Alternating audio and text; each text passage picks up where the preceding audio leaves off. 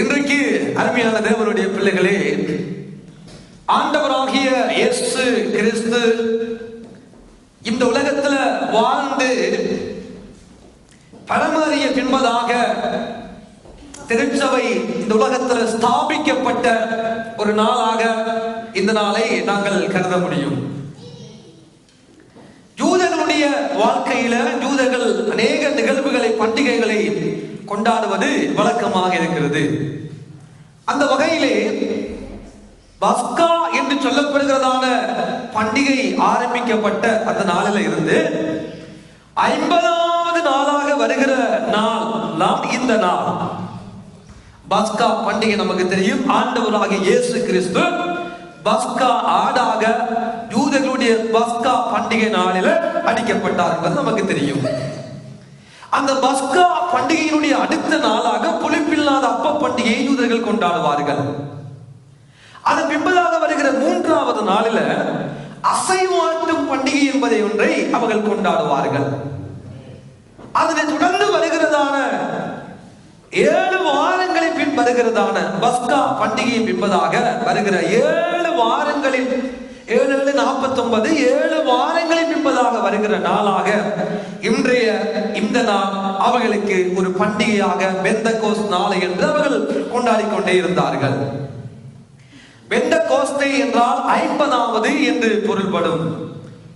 பெந்தே என்றால் கிரீக்கில் 5, பெனிந்தே என்றால் 50, கோஸ்தே என்றால் 10. பெந்தகோஸ்தே என்பது 50வது என்று குறிப்பிடப்படுகிறது. ஆகவே யூதர்களுடைய வாழ்க்கையிலே அவர்கள் கொண்டாடி கொண்டு வந்ததான இந்த பண்டிகை எதை குறித்து நிற்கிறது என்றால், வாரங்களின் பண்டிகை இல்லாவிட்டால் அறுவடையின் பண்டிகை என்று, அல்லது முதற் பலன்களை ஆண்டவருக்கு செலுத்துகிற முதற்கெடி முதற் பலன் பண்டிகை என்று சொல்லியெல்லாம் இந்த பெந்தகோஸ்தே பண்டிகைக்கு அநேக பெயர்களை அவர்கள் கொடுத்திருப்பது நமக்கு தெரிந்தது. ஆனால் அவர்களுடைய முறைமையின்படி, யூதர்களுடைய முறைமையின்படி, யூதர்கள் அறுவடையின் பண்டிகை என்று அவர்கள் ஒரு பண்டிகையை ஆசரித்துக் கொண்டு வந்தாலும், மறைமுகமாக ஆவிக்குரிய கிறிஸ்தவர்களாகிய நம்முடைய வாழ்க்கையிலே ஆவியானவர் என்ன செய்கிறார்? அறுவடை செய்த ஒரு நாளாக, ஆத்துமாக்களை அறுவடை செய்த ஒரு நாளாக, ஆத்துமாக்களை தேவன் ராஜ்யத்துக்குள்ளே கொண்டு வந்த ஒரு நாளாக, ஆத்துமாக்களை கொண்டு வந்து ஜனங்களை அறுவடை செய்து கொண்டு வந்து சபை ஸ்தாபிக்கப்பட்ட ஒரு மகத்துவமான ஒரு நாளாக இந்த நாள் அனுஷ்டிக்கப்பட்டு கொண்டே வருகிறது. அருமையானவர்களே, இன்றைக்கு 2025 ஆண்டுகளாய் கிமு 2 இயேசு கிறிஸ்து பிறந்ததாக நாம் பார்க்கிறோம். கிறிஸ்து பிறந்த பின்பதாக 33 வருடங்களின் பின்பதாக அவர் பரமறினார். ஆகவே கிபி 33வது ஆண்டு, 34வது ஆண்டு, 35வது ஆண்டு, அந்த இடைப்பட்ட காலப்பகுதியில் சபை ஸ்தாபிக்கப்பட்டிருந்தாலும் கிட்டத்தட்ட ஏறத்தாழ 2000 ஆண்டுகளாக சபை தன்னுடைய பிறந்த நாளை கொண்டாடி கொண்டே இருக்கிறது. இன்றைக்கு எத்தனையோ சபைகள் இந்த உலகத்துல ஸ்தாபிக்கப்பட்டது, எத்தனையோ சங்கங்கள் இந்த உலகத்துல ஸ்தாபிக்கப்பட்டது. ஆனால் அவையெல்லாம் ஒரு கால அளவோடு முடிவடைந்து விட்டதை வரலாறு நமக்கு எடுத்து காண்பித்துக் கொண்டே இருக்கிறது. ஆனால் ஏன் சபை இன்றைய வரைக்கும் இருக்கிறது என்றால், ஆண்டவராக இயேசு கிறிஸ்து சபையை குறித்து ஒரு காரியத்தை சொன்னார். என்ன? இந்த கல்லின் மேல சபையை கட்டுவேன், பாதாளத்தின் வாசல்கள் இதை மேற்கொள்ள முடியாது என்ற ஒரு அழகான தீர்க்க தரிசனத்தையும் சபையை குறித்து ஆண்டவர் சொல்லிக் கொண்டே இருக்கிறார். சொன்னதை நிறைவேற்றிக் கொண்டே இருக்கிறார். அம்மா, எத்தனை சாம்ராஜ்யங்கள் இந்த சபையை அழித்துவிட கங்கணம் கட்டியது. சபை ஆரம்பிக்கப்பட்ட நாளிலே, எருசலேமிலே சபை ஆரம்பிக்கப்பட்ட பொழுது சபைக்கு எதிராக, ஊழியர்களுக்கு எதிராக, தேவனுடைய ராஜ்யத்துக்கு எதிராக சாம்ராஜ்யங்கள் எழும்பின, பிசாசின் சதிகள் எழும்பினது. பிசாசு பயங்கரமாக சபையை துன்பப்படுத்தி சபையில் இருந்தவர்களை பிடித்துக் கொண்டு சிறையிலே போட்டு, சபையில் இருந்தவர்களை கொலை செய்து, சபைக்கு விரோதமாக எத்தனையோ காரியங்களை செய்து இன்றைக்கும் சபை நிற்பதென்றால் அது தேவனால், ஆவியானவரால், இயேசுவால் ஸ்தாபிக்கப்பட்டதை உலகத்தில் நாம் அனைவரும் ஞாபகத்தில் வைக்க வேண்டியது ஒன்று. ஆகவேதான் சபை 2000 ஆண்டுகளாக பிறந்த நாளை கொண்டாடி கொண்டே இருக்கிறது. ஆனால் உலகத்திலே பார்க்கிற பொழுது இன்றைக்கு மறைத்து போனவர்களுக்காக பிறந்த நாள் கொண்டாடுவது இந்த உலகத்துல இல்லை. ஆனால் மறைத்து போன இயேசுவுக்காக நானும் நீங்களும் உயிரோடு பிறந்த நாளை கொண்டாடுகிறோம் என்றால் இயேசு கிறிஸ்து மரித்தொரு கடவுளும் அல்ல, மறுபடி உயிரோடு எழும்பி இருக்கிறபடியினால் இன்றைக்கு இயேசுவின் பிறந்த நாளையும் கொண்டாடுகிறோமே. ஆகவே பிறந்த நாளை எப்படி அனுசரிக்கப்பட்டு கொண்டாடி கொண்டு வருகிறோமோ அதே வண்ணமாக இன்றைய நாளாகிய சபை பிறந்த நாளையும் தேவனுடைய பிள்ளைகளாகிய நானும் நீங்களும் கொண்டாட வேண்டும். அதுதான் பெந்தெகோஸ்தே என்று சொல்லப்படுகிறதான அழகான ஒரு நாள். பரிசுத்த ஆவியானவர் நமக்கு உள்ளே வாசம் பண்ணும்படியாக மானிட வர்க்கத்தை தேடி வந்த ஒரு நாள். ஏனென்றால் ஆண்டவராக இயேசு கிறிஸ்து இந்த உலகத்தை விட்டு போகும் என்பதாக என்ன சொல்லுகிறார்? அப்போஸ்தலர் நடவடிக்கைகள் புத்தகம் 1வது அதிகாரம் 5வது வசனத்தை வாசிக்கிற பொழுது ஒரு காரியத்தை நாங்கள் அங்கே கண்டுகொள்ளக்கூடும். வாசியுங்கள், கேட்போம். ஆகையால் நீங்கள் எருசலேமை விட்டு போகாமல் என்னிடத்தில் கேள்விப்பட்ட பிதாவின் வாக்குத்தத்தம் நிறைவேற காத்திருங்கள் என்று கட்டளையிட்டார். இந்த வசனத்தை பார்க்கிற பொழுது பிதா ஒரு வாக்குத்தத்தத்தை அங்கே தன்னை நம்பி வந்த ஜனங்களுக்கு, சீடர்களுக்கு சொல்லுகிறதான ஒரு அழகான காட்சியை வேதம் நமக்கு காண்பித்து கொடுக்கிறது. என்ன அந்த பிதாவினுடைய வாக்குத்தத்தம் என்ன? நீங்க 4வது வசனத்தை பார்த்தீர்களானால் வேதம் சொல்லுகிறது, அன்றையும் அவர் அவர்களுடனே கூடி வந்திருக்கும் போது அவர்களை நோக்கி, யோவான் ஜலத்தினால ஞானஸ்தானம் கொடுத்தான், ஆனால் நீங்கள் சில நாளுக்குள்ளே பரிசுத்த ஆவியினால் ஞானஸ்தானத்தை பெறுவீர்கள். என்ன சொல்லுகிறார்? யோவான் ஸ்நானகர் தண்ணியால ஞானஸ்தானம் கொடுத்தா, ஆனால் நீங்கள் சில நாளுக்குள்ள பரிசுத்த ஆவியானவரால் ஞானஸ்தானத்தை பெறுவீர்கள். ஆகவே பெந்தெகோஸ்தே என்னும் ஒரு நாள் என்ன நடக்கிறது? பரிசுத்த ஆவியினால் ஞானஸ்நானம் பண்ணப்பட்ட ஒரு நாள். என்னன்னா, பரிசுத்த ஆவியானவரால இந்த உலகத்திலே வாழ்ந்தவர்கள் இன்றைக்கு 2000 ஆண்டுகளுக்கு முன்பதாக பரிசுத்த ஆவியானவரால் ஞானஸ்நானம் பண்ணப்பட்டார்கள். அப்படியானால் அந்த பெந்தெகோஸ்தே நாளுக்கு முதல் யாருமே ஞானஸ்நானம் பண்ணவில்லையா? இல்லை. எத்தனையோ பக்தி அடியார்கள் வாழ்ந்தார்கள், எத்தனையோ பக்திவான்கள் வாழ்ந்தார்கள், எத்தனையோ நல்ல முன்பிதாக்கள் வாழ்ந்தார்கள், எத்தனையோ நல்ல தீர்க்கதரிசிகள் வாழ்ந்தார்கள், எத்தனையோ நல்ல நியாயாதிபதிகள் வாழ்ந்தார்கள். அவர்களுக்கு கிடைக்காத ஒரு பெரிய சலாக்கியத்தை பெற்றுக் கொள்ளும்படியான கிருபையை நானும் நீங்களும் பெற்றுக்கொண்டோம். என்ன ஆமென்றீங்க? ஒரு சூடு சுரணை இல்லாம இருக்கிறீங்க. மோசே பெற்றுக் கொள்ளவில்லை, ஆபிரகாம் பெற்றுக் கொள்ளவில்லை, இவன் தாவீதும் பெற்றுக் கொள்ளவில்லை. ஒருவருமே பெற்றுக் கொள்ளாத ஒரு விசேஷித்த ஞானஸ்தானத்தை நானும் நீங்களும் பெற்றுக் கொண்டோம். ஆமென். ஆகவே பரிசுத்த ஆவியானவர் ஞானஸ்தானத்தை கொடுக்கும்படியாக இந்த பெந்தெகோஸ்தே நாளில 120 பேர் மேல்வீட்டறையில் இருந்த பொழுது அங்கே இறங்கின சம்பவம் நம் அனைவருக்குமே தெரிந்த ஒரு காரியமாக இருக்கிறது. ஆகவே அந்த பெந்தெகோஸ்தே நாளிலே இந்த பரிசுத்த ஆவியானவர் அவர்களை ஞானஸ்நானம் கொடுத்த பின்பதாக, அவர்களை ஞானஸ்நானம் பண்ணிய பின்பதாக, அவர்களுடைய வாழ்க்கையில் பிதாவுடைய வாக்குத்தத்தம் நிறைவேறிய பின்பதாக, அவருடைய வாழ்க்கையிலே ஒரு மனிதனுடைய பிரசங்கத்தை அப்போஸ்தலர் 2வது அதிகாரம் நமக்கு எடுத்து காண்பித்து கொடுக்கிறது. அந்த மனிதர் யார்? நம் மனிதருக்கு தெரியும், பேதுரு என்று சொல்லுகிறதான ஒரு மனிதர். அவர் செய்த பிரசங்கத்தினை பரிசுத்தமுள்ள ஆவியானவர் அப்படியே நமக்கு எழுதி வைத்திருக்கிறார். அந்த பேதுருவின் பிரசங்கத்தின் மூலமாக இன்றைக்கு சில காரியங்களை நாம் கற்றுக்கொள்ள ஆண்டவர் ஆவியானவரும் பிதாவும் இயேசுவும் நமக்கு உதவி செய்வார்களாக. ஹல்லேலூயா. ஆவியில் நிறையப்பட்ட பேதுருவினுடைய முதல் பிரசங்கம், அந்த பிரசங்கத்துக்குள்ளாக 3000 பேர் ஜனங்களை ஒரே நாளில ஏற்றுக்கொண்டார்களானா அதற்கு உள்ளே ஒரு மகத்துவமான காரியம் இருக்கத்தான் வேண்டும்.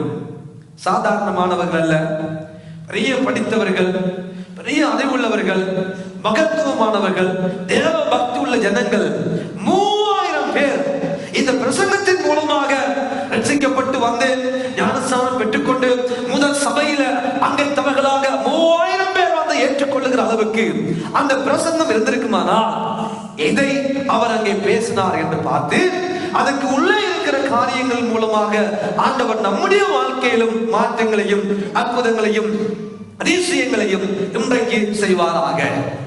ஆகவே அருமையானவர்களே, 2வது அதிகாரம் 32வது வசனத்திலே இருந்து நாங்கள் சில காரியங்களை கற்றுக்கொள்ள போகிறோம். ஆண்டவர் நமக்கு உதவி செய்வாராக. வாசிக்க கேட்போம். 2வது அதிகாரம் அப்போஸ்தலருடைய புத்தகம் 32வது வசனத்தை நாங்கள் வாசிக்க கேட்போம்.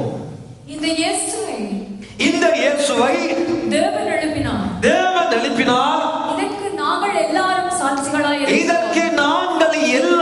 சாட்சிகளாய் இருக்கிறோம். அருமையானவர்களே, இந்த காரியத்தை சொல்ல முகமாக ஆண்டவர் என்ன செய்கிறார் என்றால், அப்போஸ்தலர் நடவடிக்கைகள் 1ஆம் அதிகாரம் 8ஆம் வசனத்தை வாசிக்கிற பொழுது ஒரு காரியத்தை தீர்க்கமாகவும் தெளிவாகவும் விளக்கமாகவும் ஆணித்தனமாகவும் ஆண்டவராகிய இயேசு ஒரு காரியத்தை சொல்ல வந்தார். அது என்ன?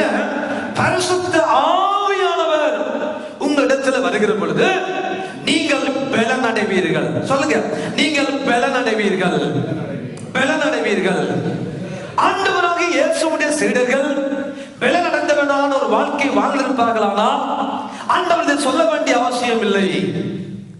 ஆகவே ஒரு தேவனுடைய பிள்ளைகள், தேவனுடைய ஊழியர்கள் தங்கள் வாழ்க்கையில சாட்சி உள்ளவர்களாய் இந்த பூமியில நிலைக்க வேண்டுமானால், சாட்சி உள்ளவர்களாய் அவங்க தங்கள் வாழ்க்கையை காண்பிக்க வேண்டுமானால், வேதம் சொல்லுகிறது பரிசுத்த ஆவியானவர் இல்லாமல் அவர்கள் தங்களுடைய வாழ்க்கையில சாட்சியை காண்பிக்க முடியாது.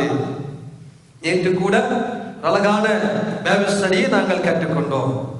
இங்கே ஆண்டவர் பவுலடியார் மூலமாக தீமோத்தேயுவுக்கு சொல்லுகிறார், தீமோத்தேயுவே, சரீர முயற்சி அற்ப பிரயோஜனம் உள்ளது, ஆனால் தேவ பக்தி என்ன செய்கிறதா, அது வாக்கு தத்தங்களை நாம் சுதந்திரித்துக் கொள்ளக்கூடிய வகையில இம்மைக்குரிய ஆசீர்வாதங்களையும் மறுமைக்குரிய ஆசீர்வாதங்களையும் உண்டாக்க கூடியது என்று சொல்லி பவுலடியார் தீமோத்தேயுவுக்கு சொன்னார். அருமையானவர்களே, இன்றைக்கு இந்த இடத்திலே பார்க்கிற பொழுது பலன் இல்லாதவர்களாய் ஆண்டவரை மறுதலித்து பின்வாங்கி ஓடிப்போய் பயந்து சோர்வுட்டு பேச தெரியாமல் தடுமாறிக்கொண்டு இருந்தவர்களை பரிசுத்த ஆவியானவர் அவர்கள் வாழ்க்கைக்குள்ள வந்த பொழுது அவருடைய பேச்சு மாறியது, அவருடைய செயல் மாறியது. அவர்கள் ஆண்டவருக்காக வாழ்ந்த விதங்கள் எல்லாமே வித்தியாசமாகவே இருந்தது. பரிசுத்த ஆவியானவர் இந்த இயேசு கிறிஸ்துவுடைய சீடர்களுடைய வாழ்க்கைக்குள்ளே வரும் என்பதாக ஓடினவர்கள், மனிதரித்தவர்கள், சபித்தவர்கள், பின்வாங்கினவர்கள், சோர்ந்து போனவர்கள், பயந்தவர்கள் எல்லாருடைய வாழ்க்கையை ஆண்டவர் மாற்றி இந்த உலகத்தின் முழு ஐரோப்பா தேசம் வரைக்கும் ஆண்டவருக்கு சாட்சிகளாய் வாழும்படியாக சாக துணிந்த கதாநாயகர்களாக இந்த 11 சீடர்களையும் நாம் பார்க்கலாம். பிரியமானவர்களே, தங்கள் உயிரையும் தியாகம் செய்ய அவர்கள் துணியவில்லை, அவர்கள் பயப்படவில்லை. தங்கள் உயிர் போனாலும் பரவாயில்லை, தங்கள் சரீரம் போனாலும் பரவாயில்லை, தங்கள் வாழ்க்கை எப்படி போனாலும் பரவாயில்லை என்று சொல்லி ஆண்டவருக்காக சாட்சி உள்ள சவால் மிக்க ஒரு வாழ்க்கை அவர்கள் வாழ்ந்தார்கள் என்றால் அதற்கு காரணம் பரிசுத்த ஆவியானவருடைய ஞானஸ்நானத்தை பெற்ற என்பதாகத்தான் இவையெல்லாம் நடந்தது என்று சொல்லி அப்போஸ்தலர் 2ஆம் அதிகாரத்தின் என்பதாக நாம் இவற்றை ஆழமாக பார்க்கலாம். பிரியமானவர்களே, இப்பொழுது என்ன நடக்கிறது? பரிசுத்த ஆவியானவர் இவர்கள் மேல் வந்தபடியினால், தேவனுடைய ஆவியுடைய அருளை பெற்றபடியினால், பலன்களை பெற்றபடியினால், அவர்கள் தேவனுடைய மகத்துவங்களை அவர்கள் பேசுகிறதை அநேகர் கேட்டார்கள். அநேகருடைய மகத்துவங்களை பேசுகிறதை கேட்டார்கள். அநேகருடைய பார்வையில் இவர்களுடைய வாழ்க்கை ஒரு குடிகாரன் வாழ்க்கையை போல, ஒரு வரித்தவனுடைய வாழ்க்கையை போல, ஒரு சாதாரண மனிதனுடைய வாழ்க்கையை போலதான் இந்த உலகத்தில் இருந்தவர்கள் அன்றைக்கு இவர்களை பார்த்தது என்று வேதம் நமக்கு சொல்லி இருந்தாலும் கூட பேதுரு திடகாத்திரமா எழுந்து என்று சொல்லுகிறார், ஹலோ அருமையானவர்களே, அன்பானவர்களே, நாங்கள் வரித்தவர்கள் அல்ல, நாங்கள் குடிகாரர்கள் அல்ல, நாங்கள் யார் தெரியுமா? இந்த உலகத்தில் சொன்னதான தீர்க்கமான தரிசனத்தை இன்றைக்கு நிறைவேற்றினார். அதற்கு நாங்கள் சாட்சிகளாய் இருக்கிறோம் என்ற ஒரு காரியத்தை அவர் சொல்ல வருகிறார். யோவேல் 2ஆம் அதிகாரத்தில் சொல்லப்பட்டதான தீர்க்க தரிசனத்தினை இந்த அப்போஸ்தலர் நடவடிக்கைகள் புத்தகத்திலே அவர் சொல்லுகிற பொழுது என்ன சொல்லுகிறார்? கடைசி நாட்களில் மாம்சமான யாவர் மேலும் என்னுடைய ஆவியை ஊட்டுவேன், அப்பொழுது உங்கள் குமாரரும் குமாரத்திகளும் தீர்க்க தரிசனம் சொல்லுவார்கள், உங்கள் வாலிபர்கள் தரிசனங்களை காண்பார்கள், உங்கள் மூப்பர்கள் சொப்பனங்களை பார்ப்பார்கள், என்னுடைய ஊழியக்காரர் மேலும் என்னுடைய ஊழியக்காரிகள் மேலும் என்னுடைய ஆவியை ஊட்டுவேன், அவர்கள் தீர்க்க தரிசனம் சொல்லுவார்கள். நான் வானத்திலே அற்புதங்களை செய்வேன், பூமியிலே அக்கினி புகை காடாகிய அற்புதங்களை செய்வேன், இதையெல்லாம் நான் செய்வேன் என்று யோவேல் தீர்க்கதரிசி மூலமாக சொல்லப்பட்டதை இன்றைக்கு ஆண்டவர் நிறைவேற்றினார். அந்த நிறைவேற்றுதலுக்கு நாங்கள் சாட்சிகளாய் இருக்கிறோம். ஹல்லேலூயா. வேற யாரும் தேவையில்லையப்பா, அதுக்கு நாம் சாட்சி என்று சொல்லி, நாங்கள் சாட்சிகள் என்று சொல்லி தண்டகாத்திரமான ஒரு பிரசங்கத்தினுடைய அறிமுகத்தினை இந்த பேதுரு சொல்ல வருகிறார். தேவன் இயேசுவை எழுப்பினார். உங்கள் பார்வையில நாசரேத்தில் ஊரிலிருந்து வந்த தச்சனின் மகனாக இயேசு தென்பட்டார். உங்கள் பார்வையில அவருக்கு கல்லறையும்படியாக அவர் தேவதூசனம் சொல்லுகிறார் என்று அவரை கொலை செய்ய வகை தேடினீர்கள். பரபாசாகிய கல்லனை விடுதலையாக்கி இந்த இயேசுவை நீங்கள் சிலுவையில் அறையும்படியாக ஒப்புக் கொடுத்தீர்கள், அவரை அடித்தீர்கள், காரை துப்பினீர்கள். ஆனால் இன்றைக்கு இத்தனை பேர் 120 பேரும் நாங்கள் சாட்சிகளாக இருக்கிறோம். இயேசுவை தேவன் எழுப்பினார், நாங்கள் சாட்சிகள் என்று இந்த பேதுரு இங்கே தன்னுடைய பிரசங்கத்தினுடைய ஆரம்பத்தை சொல்லுகிறார்.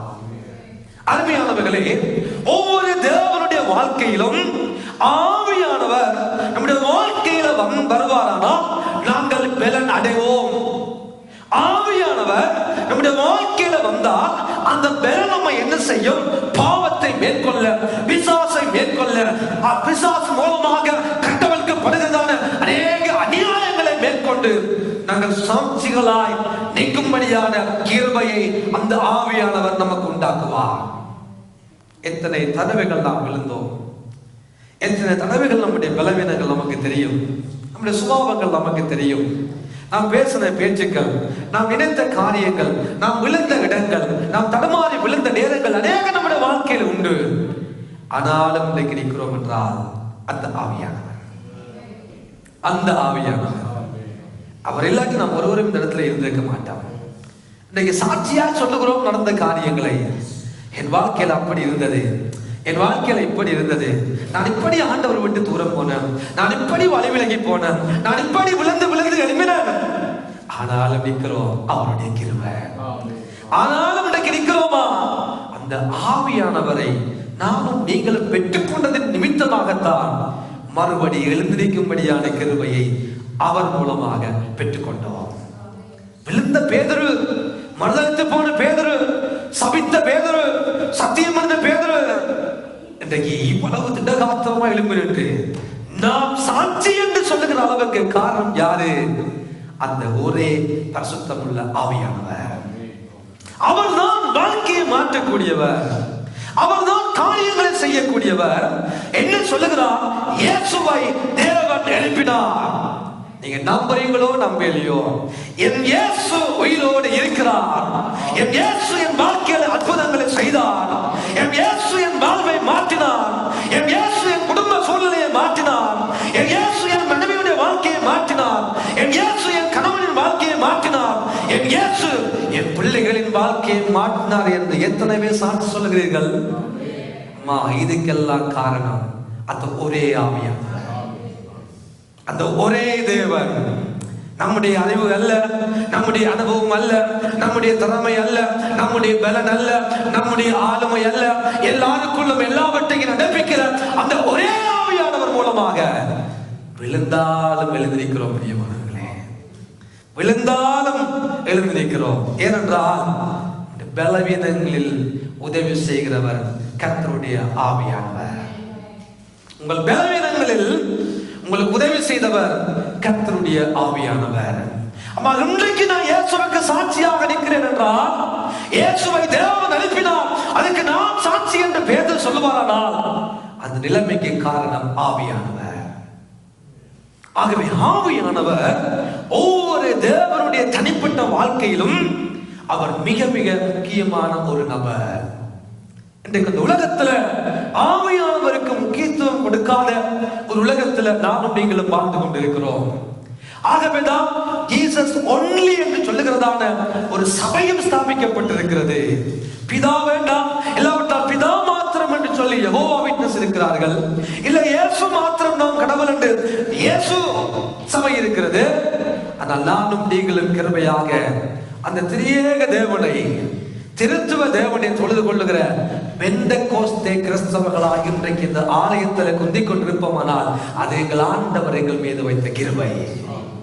எங்களுடைய அறிவு அல்ல, எங்களுடைய அனுபவம் அல்ல, எங்களுடைய திறமை அல்ல, எங்கள் மேல அந்த ஆண்டவர் வைத்ததான அநாதி தீர்மானமும் அநாதி கிருபைகளும் அவருடைய இரக்கங்களும் அந்த சலாக்கியத்தை பெற்றுக் கொள்ளும்படியான கிருபையை நமக்கு உண்டாக்கி இருக்கிறது.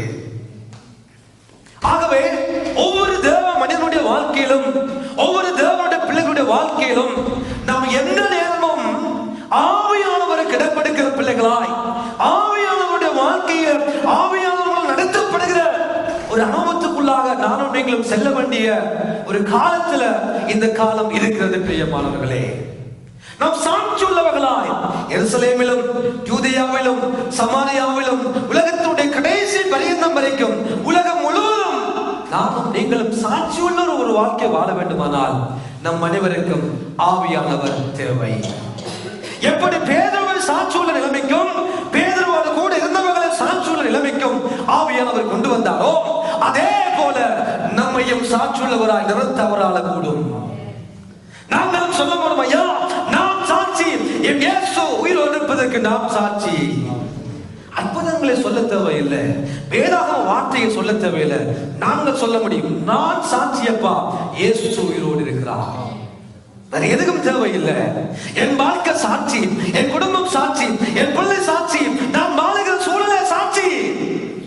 இந்த திட்டகாத்திரமா சொல்லக்கூடிய கிருபை நமக்கு வேண்டுமானால் ஆவியானவர் இல்லாமல் நாம் அதை சொல்ல முடியாது. ஆவியானவர் மூலமாக பேதுருவின் இடத்திலே சொல்லுகிறார், ஐயா நாங்கள் சாட்சிகளாய் இருக்கிறோம். 32ஆம் வசனத்தை மறுபடியும் வாசிங்கள். இந்த இயேசுவை தேவன் எழுப்பினார், இதற்கு நாங்கள் எல்லாரும் சாட்சிகளாய் இருக்கிறோம். இயேசுவை தேவன் எழுப்பினார், அந்த எழுப்பியதற்கு சாட்சி நாங்கள் எல்லாரும் சாட்சிகளாய் இருக்கிறோம். அவர் தேவனுடைய வலது கரத்தினாலே, அவர் தேவனுடைய வலது கரத்தினாலே உயர்த்தப்பட்டு பிதா அருளிய வாக்குத்தத்தத்தின்படி பரிசுத்த ஆவியை பெற்று நீங்கள் இப்பொழுது காண்கிறதும் கேட்கிறதுமாகிய இதை பொழிந்து அருளினார். ஹல்லேலூயா. அம்மா, இயேசுவை தேவன் அனுப்பினார், அதற்கு நான் தான் சாட்சி. அந்த இயேசுவை நீங்கள் அடித்த அந்த இயேசு பிதாவினுடைய வலது பாசத்தில் வீற்றிருக்கிறார். அவர் ஆவியை பெற்றிருக்கிறார். அந்த ஆவியை பெற்ற இயேசு கிறிஸ்து நமக்கு கிருபையான வரங்களையும் கொடுத்திருக்கிறார். அழகாக அங்கே சொல்லுகிறார் பாருங்கள். இப்பொழுது காண்கிறதும் நீங்க பார்க்கிறதும் நீங்க கேட்கிறீர்களே, அந்த வரங்களை கொடுத்தவரும் இயேசு கிறிஸ்து. இயேசு கிறிஸ்து என்ன செய்கிறார்? தன்னை அண்டிக் கொள்ளுகிற தேவனுடைய பிள்ளைகளுக்கு, தன்னை நேசிக்கிற தேவனுடைய பிள்ளைகளுக்கு, தன் மீது வாங்கி இருக்கிற தேவனுடைய பிள்ளைகளுக்கு வரங்களை கொடுக்கிறார். ஹல்லேலூயா. எதை கொடுக்கிறார்? வரங்களை கொடுக்கிறார். பேதுரு தெளிவாக சொல்லுகிறார், ஹலோ, நீங்கள் பார்க்கிறதும் நீங்கள் கேட்கிறதுமான வரங்களை அந்த இயேசுவின் மூலமாகத்தான் பெற்றுக்கொண்டோம். நம்முடைய வாழ்க்கையிலே ஆவியானவர் நம்முடைய வாழ்க்கையில வருகிற பொழுது நம்மை சாட்சி உள்ளவராக மாற்றுகிறார். இதன் அடிப்படையில அவர்கள் பார்க்கிறதும் அவர்கள் கேட்டதின் அடிப்படையில இவர்களை அந்த சாட்சி உள்ள நிலைமைக்குள்ள கொண்டு போகிறார். அப்படியானால் என்ன? தேவனை அண்டிக் கொள்ளுகிறவர்களுக்கு தேவன் நல்ல கிருபையான வரங்களை கொடுக்கிறார். அந்த கிருபையான வரங்களும் அந்த கிருபையான ஈவுகளும் என்ன செய்கிறது?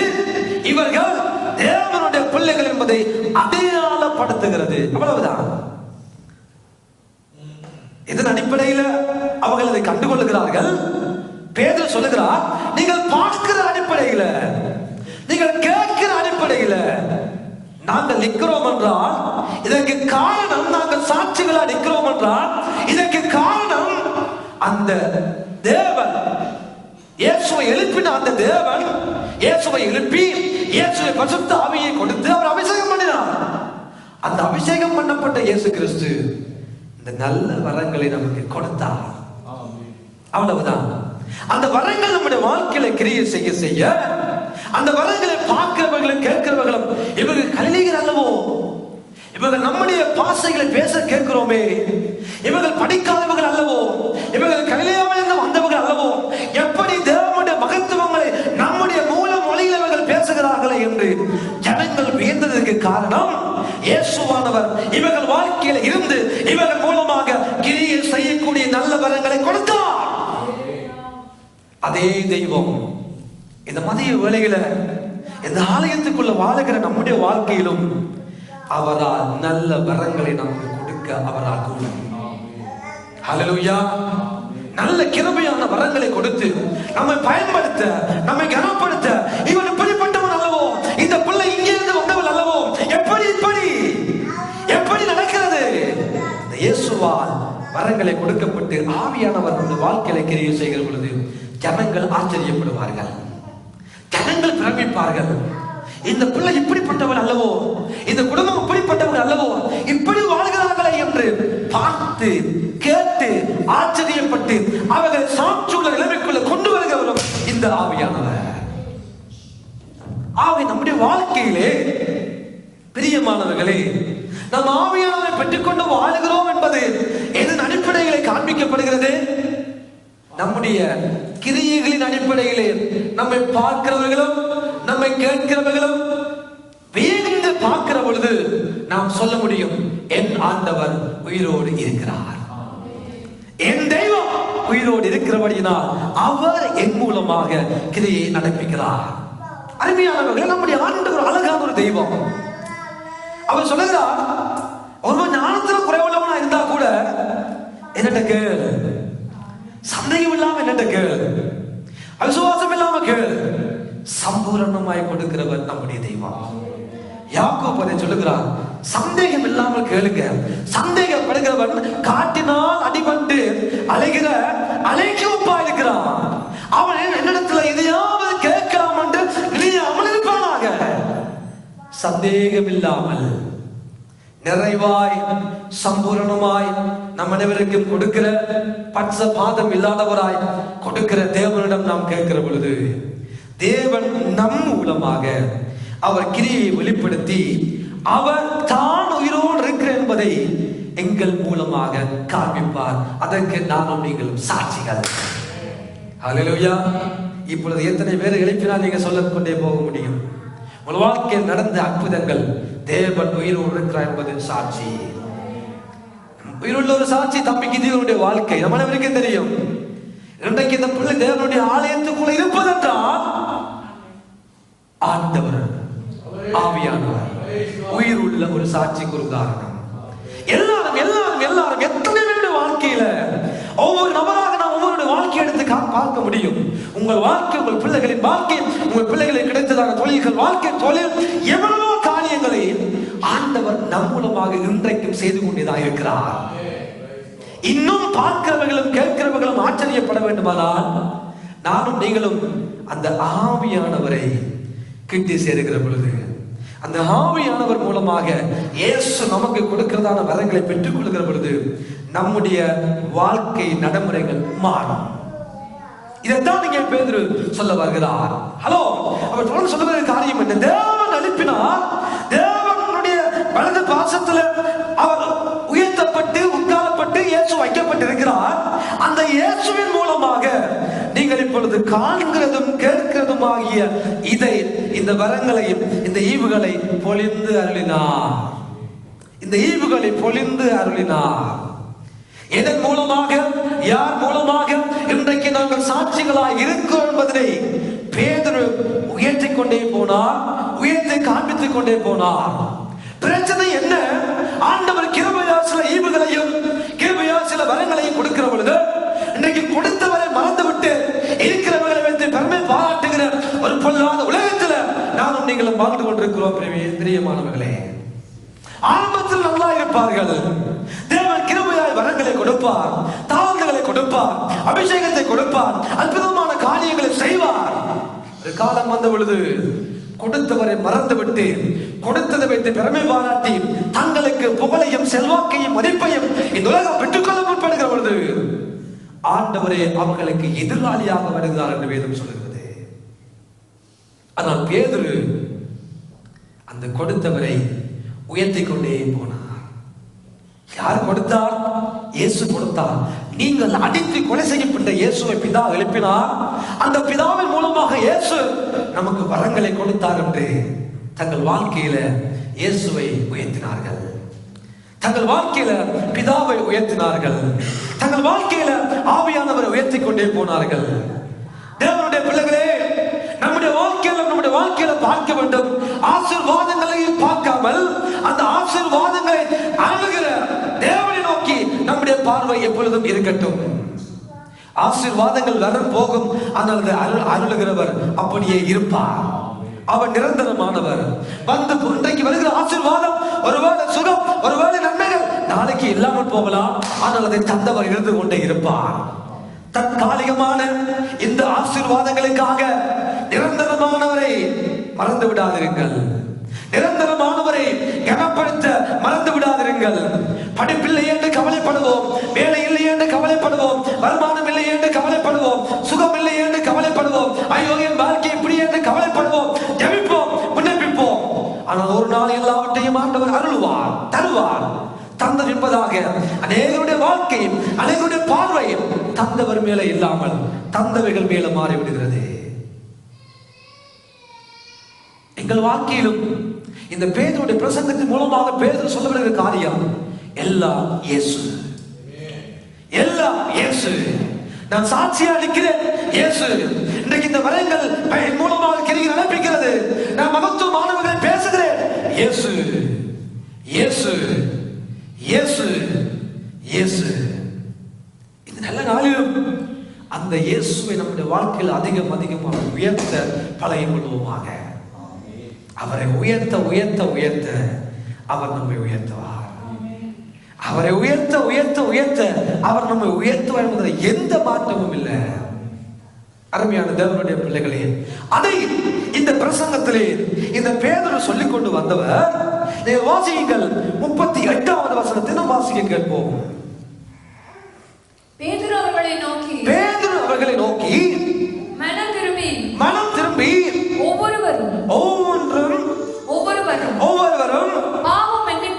பாவ மன்னிப்புக்கு என்று இயேசு கிறிஸ்துவின் நாமத்தினாலே ஞானஸ்தானத்தை பெற்றுக் கொள்ளுங்கள். அப்பொழுது பரிசுத்த ஆவியின்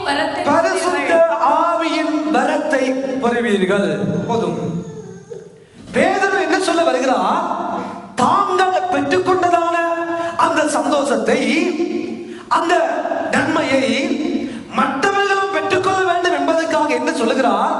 ஹலோ, நீ மனம் திரும்பி பாவ மன்னிப்புக்கு என்று ஞானஸ்தானத்தை பெற என்ன செய்யட்டா? ஞானஸ்தானத்தை பெற்றுக் கொள்ளுங்கள். ஞானஸ்தானத்தை யார் பெற்றுக் கொள்ளக்கூடும்? மனம் திரும்பினவன் ஞானஸ்தானத்தை பெற்றுக் கொள்ளக்கூடும். பாவங்களை மன்னிக்கப்பட்டவன் பாவ மன்னிப்புக்கு என்று ஞானஸ்தானம் கொடுக்கப்படுகிறது. பாவ மன்னிப்பின் அடையாளமாக தங்களை ஒப்பு கொடுத்து தண்ணீர்லாம் ஞானஸ்தானம் பண்ணப்படுகிறார்கள். ஆகவே நம்ம அஜனுக்கு சொன்ன அஜன், நீங்க ஆலயத்துக்கு ஆண்டவரை தேடி வாரீங்கப்பா, நீங்களும் ஞானஸ்தானம் எடுக்க வேண்டும். ஞானஸ்தானம் எடுக்காமலுக்கு என்ன சொல்லுகிறேன்? ஞானஸ்தானம் எடுக்கிற பொழுது வேதம் சொல்லுகிறது, மனம் திரும்பி பாவ மன்னிப்புக்கு என்று ஞானஸ்தானத்தை பெற்றுக் கொள்ளுங்கள். அப்பொழுது பரிசுத்த ஆவியின் வரத்தை பெறுவீர்கள். ஹல்லேலூயா, ஹல்லேலூயா, ஹல்லேலூயா. பாவ மன்னிப்புக்கு என்று ஞானஸ்தானத்தை பெற்றுக் கொள்ளுகிற ஒவ்வொரு தேவனுடைய வாழ்க்கை, தேவனுடைய பிள்ளையுடைய வாழ்க்கையில தேவன் பரிசுத்த ஆவியின் வரங்களை கொடுக்கிறார்.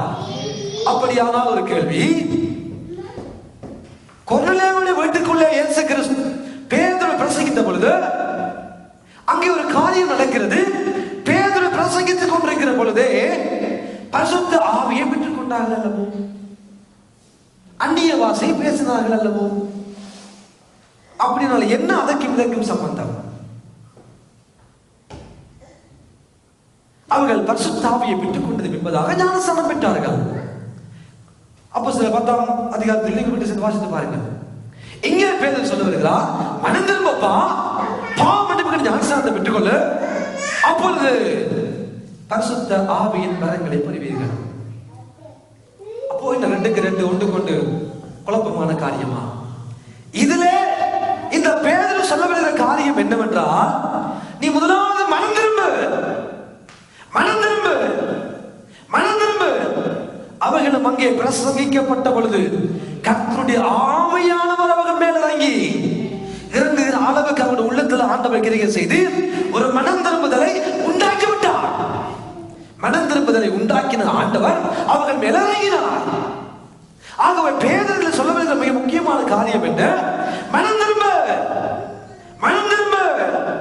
மனம் திரும்பி வாழுகிற ஒவ்வொரு தேவனுடைய பிள்ளைகளும் கர்த்தருடைய ஆவியானவர் மூலமாக அவருடைய வரங்களையும் ஈவுகளையும் பெற்றுக் கொள்ளக்கூடும். அவரால் கிரியை நடப்பிக்க கூடும். தேவனுடைய பிள்ளைகளாக மனம் திரும்புதலும் பாவ மன்னிப்பும் எங்கே நடைபெறுகிறது? இதயத்தோடு உள்ளான மனிதனுடைய வாழ்க்கையில் நடைபெறுகிற மாற்றம். வெளியரங்கமாக தண்ணிக்குள்ளே நாம் போயிட்டு வருகிற பொழுது வெளிப்படையான அடையாளம். ஆனால் வெளிப்படையான அடையாளத்தை பார்க்கலாம், உள்ளே நடக்கிறதான மனம் திரும்புதல் எல்லாவற்றுக்கும் முதன்மையானதாக இருக்கிறது. இன்னைக்கு மனம் திரும்பி ஞானஸ்தானம் நாம் எடுத்தோம் என்று சொல்லி ஞானஸ்தானம் எடுத்த எத்தனையோ பேருடைய வாழ்க்கை நமக்கு தெரியும். திரும்பவும் சிகரெட், திரும்பவும் குடி, திரும்பவும் ஆண்டவருடைய பின்வாங்கி போனவர்கள் வாழ்கிறார்கள்.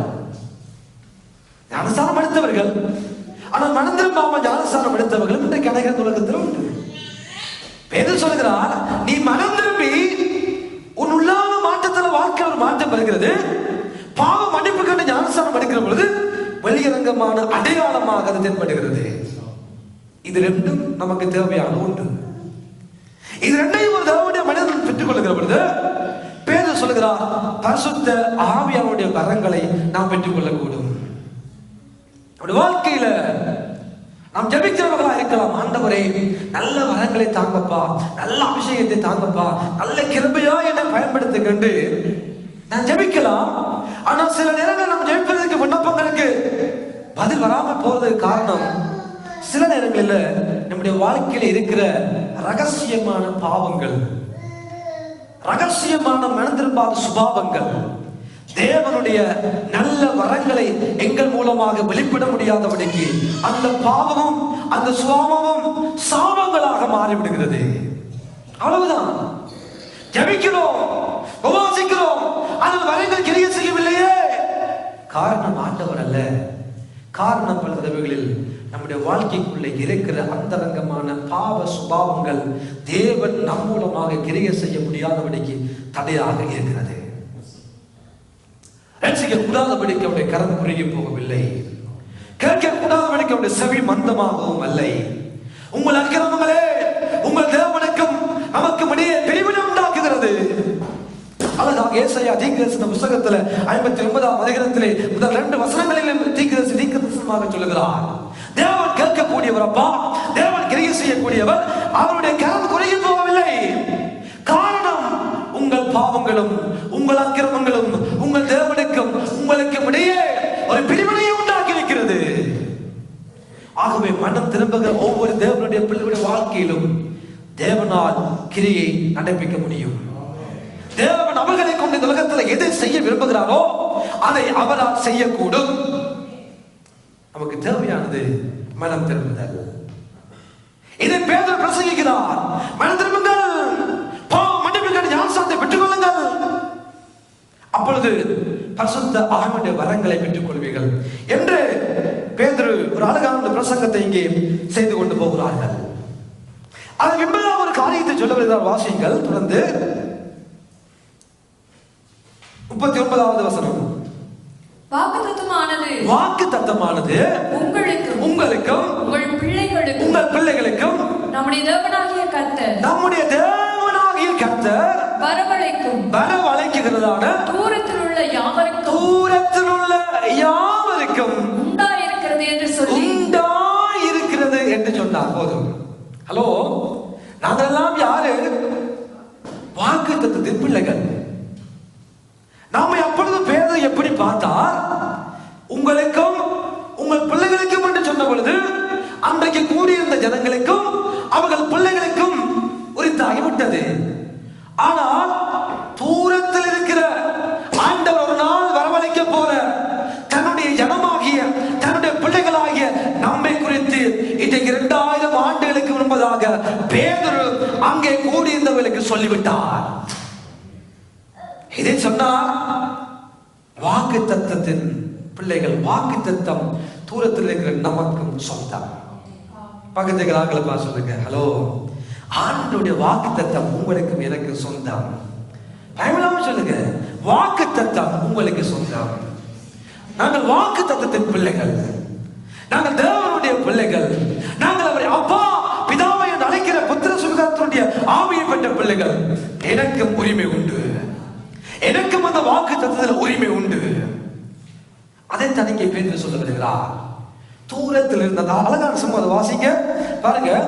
கர்த்தர் வரவழைக்கும் தேவனாகிய கர்த்தர் சொல்ல வாசிங்க. தேவனாகிய கர்த்தர் வரவழைக்கிறதான தூரத்தில் இருக்கிற யாவருக்கும் உண்டாகிறது. ஆமென், ஆமென். நம்ம எல்லாம் வாக்குத்தத்தத்தின் பிள்ளைகள். அருமையானவர்களே, எங்களை குறித்து பேர் சொல்லிவிட்டார். நாங்கள் வாக்குத்தத்தத்தின் பிள்ளைகள். என்ன வாக்குத்தத்தம்? பிதாவின் வாக்குத்தத்தம் என்ன? நீங்கள் எருசலேமை விட்டு போகாமல் காத்திருங்கள். நீங்கள் பரிசுத்த ஆவியினால் அபிஷேகம் பண்ணப்படுவீர்கள். நீங்கள் ஆவியினாலும் அக்கினியினாலும் அபிஷேகம் பண்ணப்படுவீர்கள். நீங்கள் பிதாவின் வாக்குத்தத்தத்தை பெற்றுக் கொள்வீர்கள் என்று சொல்லி அது எதை சொல்ல வந்தார் என்றால், தூரத்திலே வாழ்ந்து கொண்டிருந்த நமக்கு எதை சொல்ல வந்தார் என்றால், உங்கள் வாலிபர்கள், உங்கள் குமாரன், உங்கள் குமாரத்திகளும் தீர்க்க தரிசனம் சொல்லுவார்கள் என்ற வாக்குத்தத்தம். ஹலோ, என்ன வாக்குத்தத்தம்? பிள்ளைகள் தீர்க்க தரிசனம் சொல்லுவார்கள், வாலிபர்கள் தரிசனங்களை பார்ப்பார்கள், ஊழியர்கள் மேலே என்னுடைய ஆவியை நான் ஊட்டுவேன், மூப்பர்கள் சொப்பனங்களை பார்ப்பார்கள். இது எல்லாம் ஆண்டவர் நமக்கென்று குறிக்கப்பட்ட வாக்குத்தத்தம்.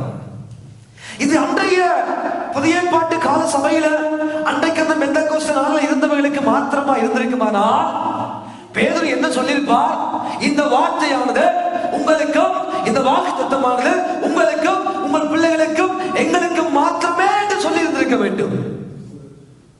ஆனால் ஒன்றை ஆண்டவர் சேர்த்தார். தூரத்திலிருந்து கர்த்தர் வரவழைக்க போற நம் அனைவருக்கும் அந்த பிதாவின் வாக்குத்தத்தம் சொன்னார். ஆமென். அப்போ எவ்வளவு விசேஷமானவர்கள் பாருங்கள். நாங்கள் எங்கள் மேல ஆண்டவர் எவ்வளவு கிருபை உள்ளவராய் இருக்கிறார், இரக்கம் உள்ளவராய் இருக்கிறார், கருணை உள்ளவராய் இருக்கிறார். காரணம், நாங்களும் தீர்க்க தரிசனங்களை சொல்ல வேண்டும். உங்கள் குமாரனும் உங்கள் குமாரத்திகளும் தீர்க்க தரிசனம் சொல்ல வேண்டும். உங்கள் வாலிபர்கள் தரிசனங்களை பார்க்க வேண்டும். ஏதோ ஆலயத்துக்கு வருகிறோம் போறோம் என்ற வாழ்க்கை வாழும்படியாக அழைக்கப்படவில்லை. ஏதோ வந்தாச்சு, ஏதோ போயாச்சு, ஏதோ நடக்குது, 4 பாட்டு, 4 வசனம், ஒரு மாசத்துக்கு ஒருக்க அப்பம் தண்ணி, இது எல்லாமே வாழ்க்கை. நீங்கள் தீர்க்கதரிசிகளாய் மாற வேண்டும். நீங்கள் சொப்பனங்களை பார்க்க வேண்டும். நீங்கள் தரிசனங்களை பார்க்க வேண்டும். உங்களுக்கு என்று தரிசனம் இருக்க வேண்டும். நான் ஆண்டவருக்குள்ளாக இதை செய்து முடிக்க வேண்டும். உங்கள் கண்கள் அவற்றை பார்க்க வேண்டும். அந்த மகத்துவங்கள் உங்கள் கண்கள் பார்க்க வேண்டும். அதற்கென்று ஆண்டவர் தூரத்தில் வாழ்ந்த என்னையும் உங்களையும் இந்த ஆலயத்துக்குள்ளே கொண்டு வந்தார். ஏதோ ஃபார்மாலிட்டிக்காக ஒரு மூப்பரை ஏற்படுத்தவில்லை. ஏதோ சமாச்சாரத்துக்காக ஒரு சில காரியங்களை செய்யவில்லை. எல்லாம் தீர்க்கமான தரிசனத்தோடு தேவனுடைய முன் அறிவித்தலின்படி எல்லாம் அதனதின் காலத்தில் தேவன் நேர்த்தியாய் செய்து கொண்டு வருவதற்கு ஒரு மகத்துவமான நோக்கம் உங்கள் வாழ்க்கையில் உண்டு, உங்கள் பிள்ளைகளின் வாழ்க்கையில் உண்டு. மறந்து விடாதீர்கள். ஏதோ வந்தாச்சு, ஏதோ போயாச்சு, இதெல்லாமா, இதெல்லாம் நீங்கள் உங்களை ஆண்டவர் கொண்டு வந்தது உங்களை தீர்க்கதரிசிகளாய் மாற்ற. வாலிய பிள்ளைகள் ஞாபகத்தில் வைங்க. தூரத்தில் இருந்து வந்த உங்களை உங்களை தீர்க்கதரிசிகளாய் மாற்ற, உங்கள் வாலிபர்கள் தரிசனங்களை பார்ப்பார்கள், மூப்பர்கள் சொப்பனங்களை பார்ப்பார்கள். என்னுடைய ஊழியக்காரர் மேலும் என்னுடைய ஊழியக்காரிகள் மேலும் என்னுடைய ஆவியை ஊட்டுவேன். இதுதான் பெந்தெக்கோஸ்தே சபையை தவிர நாங்கள் சடங்காச்சாரமான சம்பிரதாயமான ஒரு ஆராதனை செய்யும்படியாக இந்த ஆலயத்துக்குள்ள வரவே இல்லை. கருத்தோட பாடிட்டு போகும்படியாக வரவே இல்லை. கருத்தோடும் பாட வேண்டும், ஆவியோடும் பாட வேண்டும். அதுதான் நம்முடைய கடமை. கருத்தோடும் ஜெபிக்க வேண்டும், ஆவியில நிறைந்து ஜெபிக்க வேண்டும். அதற்கென்று அழைக்கப்பட்டிருக்கிறோம். நமக்கு இந்த வாக்குத்தத்தம் சொந்தம் என்பதை பேதுருவின் மூலமாக இன்றைக்கு 2000 ஆண்டுகளுக்கு முன்னே ஆவியானவர் எனக்கும் உங்களுக்கும் எழுதி வைத்து விட்டார். அன்பு வாலிபர்களே, நீங்க எல்லாம் சும்மா அப்படியே வந்து இருந்துட்டு போக முடியாத கருத்து உங்களை கொண்டு வரவில்லை. ஜெபிங்க, ஜெபிங்க, ஜெபிங்க, தரிசனங்களை பார்ப்பீர்கள். ஜெபிங்க, ஜெபிங்க, ஜெபிங்க, சொப்பனங்கள் மூலமாக ஆண்டவர் பேசுவார். ஜெபிங்க, ஜெபிங்க, ஜெபிங்க, ஒரு தீர்க்கமான தரிசனத்தோடு நீங்கள் உங்கள் வாழ்க்கையை கொண்டு செல்வீர்கள். இல்லாவிட்டால் நம்ம என்ன செய்ய போறோம் என்றே நமக்கு தெரியாது, எங்க போறோம் என்றே நமக்கு தெரியாது. நமக்கு ஒரு இலக்கு வேண்டும், பேரியன் போவதற்கு நமக்கு ஒரு இடம் வேண்டும். நாம் தீர்மானித்து தான் நாங்கள் டிக்கெட்டை வாங்குகிறோம். ஒரு தீர்மானம் இல்லாமல் ஒரு பிரயாணத்தை நாம் மேற்கொள்ள மாட்டோம். எங்கே போக போகிறோம், எப்பொழுது போக போகிறோம், அங்கே என்ன செய்ய போகிறோம் என்றெல்லாம் தீர்மானிக்கப்பட்ட பின்பதாகத்தான் இந்த உலகத்துல நாங்கள் ஒரு பிரயாணத்தை மேற்கொள்கிறோம். ஒரு வாரமோ 2 வாரமோ 1 மாதமோ 1 வருடமோ நிகழ்காலமாக தற்காலிகமாக நாம் சில காரியங்களை செய்வதற்கு எத்தனை பிளான்களை போடுகிறோம். எந்த பிளைட்ல போக வேண்டும், எந்த இடத்துல தங்க வேண்டும், அது என்ன ஸ்டார் ஹோட்டல், அங்க என்ன சாப்பாடு இருக்கிறது, சாப்பாடோட சேர்த்து நாங்கள் அந்த ஹோட்டல்ல தங்குறதா, இல்லை சாப்பாடு இல்லாம தங்குறதா, எது லாபம், எது நன்மை, எது தீமை, எவ்வளவோ காரியங்களை பார்த்து நன்றாய் நமக்கு நல்ல பேரியனை பிளான் பண்ண தெரிஞ்சு நமக்கு ஆவிக்குரிய வாழ்க்கையிலும் நமக்கு ஒரு நல்ல பிளான் பண்ண தெரிஞ்சிருக்கணும். நம்ம என்ன செய்ய போறோம் என்று தெரிஞ்சிருக்கணும். நமக்கு ஒரு தெளிவு இருக்கணும், நான் என்ன செய்ய போகிறேன், நான் எதற்காக அழைக்கப்பட்டேன், எதற்காக ஆண்டவர் இந்த ஆலயத்துக்குள்ள கொண்டு வந்தார், ஏன் இந்த ஆலயத்துக்குள்ள இருக்கிறேன் ஒன்றுமே தெரியாட்டி நம்முடைய வாழ்க்கை அர்த்தப்பட்டது. என்னை கொண்டு ஆண்டவர் என்ன செய்ய போகிறார் தெரியாட்டி நம்ம என்ன ஆலயத்துக்குள்ள கொண்டு கொண்டிருக்கணும், என்னை குறித்த தேவனுடைய திட்டம் என்ன தெரியாட்டி என்னப்பா இந்த ஆலயத்துக்குள்ள வரணும். சும்மா வந்துட்டு போகும்படியான ஒரு வாழ்க்கை வாழும்படியாக அல்ல, என்னையும் உங்களையும் ஆண்டவர் தெரிந்து கொண்டார். இந்த நாட்டுக்கு உங்களை கொண்டு வந்தார். இந்த இடத்துல கத்த வைத்திருப்பதற்கு ஒரு பெரிய மகத்துவமான நோக்கம் ஒன்று உண்டு. அந்த மகத்துவமான நோக்கம் என்ன? பிதாவின் வாக்குத்தத்தம் எங்கள் எல்லாருடைய வாழ்க்கையிலும் நிறைவேற வேண்டும்.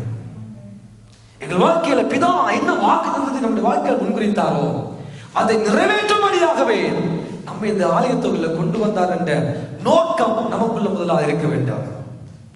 ஏதோ கடமைக்காக எழுப்பி வந்தாச்சு, கடமைக்காக போயாச்சு என்ற ஒரு வாழ்க்கை வேண்டாம்.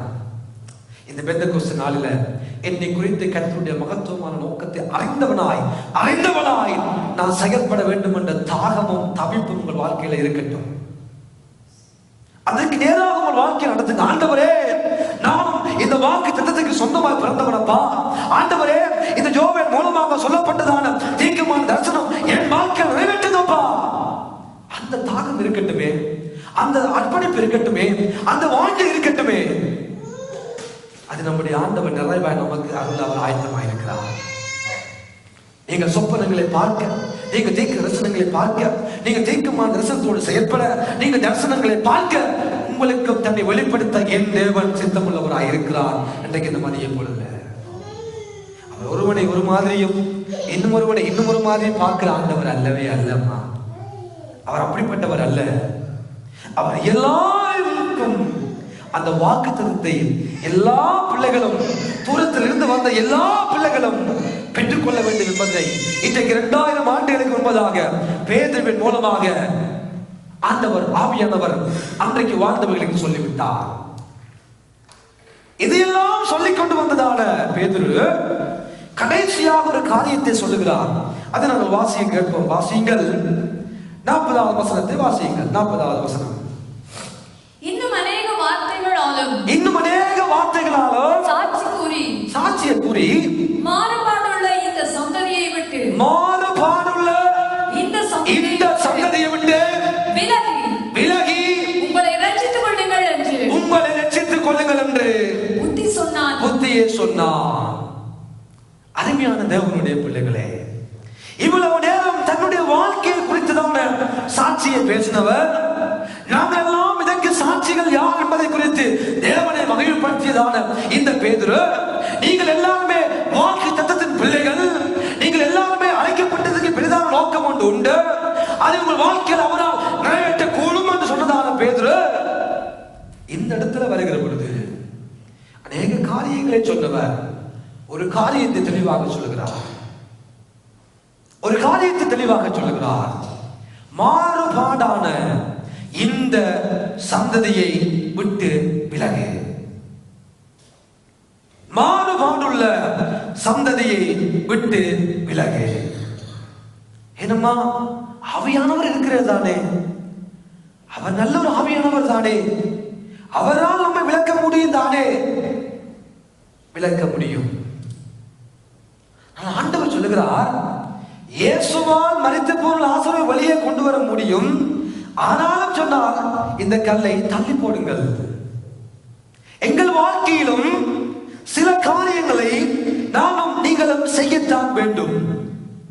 எங்கள் வாழ்க்கையிலும் சில காரியங்களை எங்களுடைய ஆரோக்கியம் கருதி, எங்களுடைய நன்மை கருதி, எங்களுக்கு பிரயோஜனமா இருக்க வேண்டும் என்பதற்காக ஆண்டவர் சொல்லுகிறார், மாறுபாடுள்ள இந்த சந்ததியை விட்டு விலக. தேவ ஜனமே, இதை நாம் புரிந்து கொள்ள வேண்டும். மாறுபாடுள்ள சந்ததியை விட்டு விலகு, விலகு, விலகு. துன்மார்க்கனுடைய ஆலோசனை நடக்காத, பாவியின் வழியில நிற்காத, பரியாசக்காரன் உட்காரும் இடத்துல உட்காராத. இதுதான் ஆண்டவர், இதுதான் பைபிள், இதுதான் தேவன் நமக்கு சொல்லுகிற ஆலோசனை. ஆனா நாம் என்ன செய்வோம்? அவன் வழியில போனா தானே அவனை ஆதாயப்படுத்தலாம், அவனோட இருந்து கதைச்சி பேசினா தானே அவனை சபைக்குள்ள கொண்டு வரலாம். அவனை விட்டுட்டு நான் ஓடினா என்னன்றுதான் அவனுக்கு ஆண்டவரை பற்றி சொல்லுறது. இப்படி போன எத்தனையோ அம்மாமார், ஐயாமார், அக்காமார், தம்பிமார் இன்னைக்கு ஆண்டவருக்குள்ளேயே இல்லை. அவன் ரட்சிக்கப்படையில தான். ஆனா நான் கல்யாணம் கட்டினா எனக்குள்ள வாசம் ஆவியானவர் அவனையும் கொண்டு வருவார். போன எத்தனையோ தங்கச்சிமார் காணல, அது ரட்சிக்கப்படாததான். ஆனா நான் கல்யாணம் கட்டினா எனக்குள்ள இருக்கிற ஆவியானவர் கிரியை செய்து அவனையும் கொண்டு வரலாம் ஆலயத்துக்கு. போன எத்தனையோ அண்ணாமரை காணல ஆலயத்துக்குள்ள. ஆண்டவர் செய்ய வேண்டாம் என்று சொல்லுகிறாரா? செய்யாதீங்க. ஆண்டவர் செய்ய சொல்லுகிறாரா? செய்யுங்க. ஆனா நம்ம என்ன தெரியுமா, தெய்வம் ஆண்டவரை கொஞ்சம் விளங்குது இல்ல, அவருக்கு இந்த சிச்சுவேஷன் விளங்குது இல்ல. நான் இவனோட போனா தானே அப்பா இவன் ஆண்டவருக்குள்ள கொண்டு வரலாம். பேதுரு சொல்லுகிறார், மாறுபாடுள்ள சந்ததியை விட்டு விலக. அது யாராயிருக்கட்டும், உங்களை சத்தியத்திலிருந்து மனிதவரை போகும்படியாக உங்களுக்கு துரு ஆலோசனை உபதேசிக்கிறானா? நயவஞ்சனமான வார்த்தைகளை பேசி பேசி பேசியே உங்க சமாதானத்தை கெடுக்கிறானா? உங்கள் ஆவிக்குரிய வாழ்க்கைக்கு எதிராக சில காரியங்கள் சொல்லுகிறானா? ஹலோ, யாரா இருந்தாலும் எவனா இருந்தாலும் விட்டு விலகு. வேதம் அதை சொல்லுகிறது. மாறுபாடுள்ள சந்ததியை விட்டு விலகி உங்களை நீங்களே காப்பாற்றிக் கொள்ளுங்கள். பாருங்கள், எதை சொல்லுகிறார் பேதுரு? இந்த சந்ததியை விட்டு விலகி உங்களை ரட்சித்துக் கொள்ளுங்கள். உங்களை ரட்சித்துக் கொள்ளுங்கள் அப்பா, உங்களை காப்பாற்றிக் கொள்ளுங்க, உங்களை காப்பாற்றிக் கொள்ளுங்க. தேவையில்லாத சகவாசம், தேவையில்லாத உறவுகள், தேவையில்லாத நட்பு, தேவையில்லாத பாசம், தேவையில்லாத அறிவு, தேவையில்லாத உறவு வேண்டாம். ஐக்கியம் முக்கியம். அந்த ஐக்கியம் உங்களை ஒருபடி வளர்த்து விடுகிறதா இருக்குமானால் அது முக்கியம். அந்த ஐக்கியம் ஒருபடி உங்களை இறக்கி விடுகிறதா இருந்தால் அந்த ஐக்கியம் முக்கியம் இல்லை. ஐக்கியம் முக்கியம். உங்களை வளர்க்குதா, அந்த ஐக்கியம் முக்கியம். உங்களை ஆவியில கட்டுதா, உங்களை ஆவியிலுக்குரிய வாழ்க்கையில் தேவனை கிட்ட உங்களை கட்டி சேர்க்குதா, ஐக்கியம் முக்கியம் இல்ல. இறந்த விசுவாசமும் இல்லாம போகுதா, இருந்த செப வாழ்க்கை இல்லாம போகுதா? இருந்த உபவாசம் இல்லாம போகுதா? இருந்த தேவனோட இந்த உறவு இல்லாம போகுதா? அது முக்கியம் இல்லை. இயேசுவோடையும் கூட இருந்து இயேசுவோடையும் நல்ல உறவு வைத்துக் கொண்டு பரிசேயரோட, சதுசேயரோட, வேத பாரர்களோட, தேவ ஆலயத்துக்குள்ள இருந்தவங்களோட தான் அம்மா யூதாசும் ஐக்கியம் வச்சு கொண்டான். இயேசுவோடையும் நல்ல ஐக்கியம், சாப்பாடு, பிரசங்கம் எல்லாம் நல்லது. அதே யூதாசு கொஞ்சம் வெளியால போய் இயேசுவுக்கு தெரியாம இயேசுவை விட்டு கொஞ்சம் தூரம் போய் வெளியாலயம் ஒரு ஐக்கியம். கடைசியா அந்த ஐக்கியம் அவன் தானே தந்த தலையில கழுத்துல சுருக்கு போட்டு தற்கொலை செய்கிற அளவுக்கு அவன் ஐக்கியம் போனது. எங்கேயுமே நாங்க போக தேவையில்லை. பைபிளை பாருங்க, ஆண்டவரை பாருங்க, சத்தியத்தை பாருங்க. வேற எங்கேயும் தவறு ஐக்கியம் வைக்கல. தேவ ஆலயத்தில் இருந்த பரிசேயர் அந்நியர்களோடு சகவாசம் வைக்கல. தேவ ஆலயத்துக்குள் இருந்த வேதம் தெரிஞ்ச சதுசேயர், பரிசேயர், வேத பாரகர், நியாய சாஸ்திரிகள் எல்லாரோடும் நல்ல ஐக்கியம்ப்பா. ஒரு நாள் வந்தது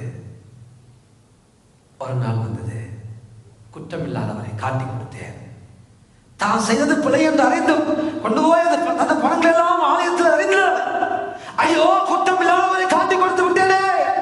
அழுகிறான், கதறான், கண்ணீர் விடுறான், புலம்புறான். ஆனா அவங்க சொன்னாங்க, அது உண்ட பாடப்பா, அது செல்வ சூழ், அது செல்வ சூழ். நாங்களா சொன்னோம் இயேசுவோட இருக்கிற நீ எங்களோட வந்து ஐக்கியம் பண்ணு, நீயா தான் வந்த. நாங்களா சொன்னோம், நீயா தான் வந்த. காசு தர நீ தானே ஏற்றுக்கொண்ட, 30 வெள்ளி காசுக்கு நீ தானே காட்டி கொடுக்க உடன்பட்ட. எங்க சொல்லிட்டு இல்லப்பா, அது உண்ட சூழ், அது உண்ட சூழ். எல்லாம் முடிந்தது என்பதாக இதைத்தான் நமக்கு சொல்லுவார்கள். எவ்வளவோ சொன்னோம் கேட்கல, எவ்வளவோ சொன்னோம் கேட்கல. இப்ப எல்லாம் முடிஞ்சா அப்புறம் வந்து நிக்கிற. காரணம் நான் இல்லை, நாங்க இல்லை, செல்வ சூழ், நீதான் பிரச்சனை. இந்த நிலைமை நமக்கு வந்துவிடக்கூடாது. இந்த நிலைமை நமக்கு வந்துவிடக்கூடாது. மாறுபாடாய் உங்கள் வாழ்க்கையில் அது எவ்வளவு இருக்கட்டும், எவ்வளவு ஒன்றாலும் இருக்கட்டும், உங்கள் வாழ்க்கையில மாறுபாடானவர்களை போதிக்கிறவன், உங்களை சத்தியத்திலிருந்து வெளியே கொண்டு போகும்படியாக பேசுகிறவன், தேவ தரிசனத்துக்கு எதிராக, ஊழியத்துக்கு எதிராக, ஊழியர்களுக்கு எதிராக, விசுவாசிகளுக்கு எதிராக உங்களை திசை திருப்பி விடும்படியாக உங்களை ஏவுகிறவன் எவனாயிருந்தாலும் விட்டு விலகுங்க. அது உங்களுக்கு ஆரோக்கியம், உங்களுக்கு ஆரோக்கியம். அப்பொழுதுதான் உங்களை நீங்களே ரட்சித்துக் கொள்ளக்கூடும். உங்களுடைய ஆத்துமாக்களுக்கு அம்மா நீங்க தான் உத்தரவாதம். உங்களுடைய ஆத்துமாக்களுக்கு நீங்க தான் உத்தரவாதம். அதுதான் பேர் சொல்லுகிறார், அல்லோ விட்டு விலகி ஆவியானவர் இருக்கிறார் நல்லது, ஆண்டவர் வரங்களை தந்தா நல்லது, மனம் திரும்பி குணப்பட்டு பரிசுத்த ஆவியின் வரங்களை பெற்றுக்கொண்ட நல்லது. எல்லாம் இருந்தாலும் விட்டுவிட வேண்டியவர்களை விட்டுவிட வேண்டியது நம்முடைய கடமை, நம்முடைய பொறுப்பு. இந்த பெந்தகோஸ்து நாளிலே ஆண்டவர் சபையாகி நமக்கு சொல்லுகிற காரியம், மாறுபாடானவர்களை விட்டு விலகி, மாறுபாடானவர்களை விட்டு விலகி தேவையானதுக்கு நேராக எமது ஓட்டம் ஓடட்டும், தேவையானதுக்கு நேராக எங்களுடைய நேர காலங்கள் செலவழிக்கப்படட்டும். தேவையானது ஒன்றே ஒன்று, எங்களை விட்டு எடுபடாத நல்ல பங்காகிய ஆண்டவராகிய இயேசு கிறிஸ்துவினுடைய வார்த்தை. ஆமென், ஆமென், ஆமென். அவை நாம் பெரிய சாட்சியுள்ளவர்களா இப்பொழுது வாழ்ந்து கொண்டிருக்கலாம். இப்பொழுது நீங்க நல்ல சாட்சியுள்ளவர்களா இருக்கலாம். உங்கள் வாழ்க்கையில் ஆண்டவர் பெரிதான அற்புதங்களை செய்திருக்கலாம். உங்கள் வாழ்க்கையில வரங்கள் இருக்கலாம். தேவன் உங்களை கொண்டு பெரிய காரியங்களை செய்யலாம். ஆனாலும் உங்களை நீங்கள் தான் ரசித்துக் கொள்ள வேண்டும். உங்களை நீங்கள் ரசித்துக் கொள்ளப்பட வேண்டுமானால் நேற்றிருந்த ஜெபம், நேற்றிருந்த உபவாசம், நேற்றிருந்த அனுபவம், நேற்றிருந்த ஊழிய சக்சஸ் இன்றைக்கு உங்களை காப்பாற்ற முடியாது. இன்றைக்கு இப்பொழுது இந்த மதிய வேளையில் யாரோடு நம்முடைய சகவாசம், யாரோடு நம்முடைய உறவு, மாறுபாடானவர்களை பேசுறதோடு நம்முடைய வாழ்க்கை இருக்குதா? யோசித்து பாருங்கள். உங்கள் வாழ்க்கை தேவையில்லாமோடு உறவு இருக்குதா? தேவையில்லாதவரோடு, தேவையில்லாதவரோடு, தேவையில்லாத சகவாசம், தேவையில்லாத உறவு தேவையே இல்லை. தேவையானதை அண்டிக்கொள்வோம். அந்த தெய்வம் நம்மை பாதுகாப்பார். அந்த ஆண்டவர் நம்மை ரட்சித்துக் கொள்வார். அந்த ஆவியானவர், நமக்குள்ள வாசம் பண்ண ஆவியானவர் நம்மை சரியாக நடத்துவார். நமக்கு தேவையானதை போதிப்பார்.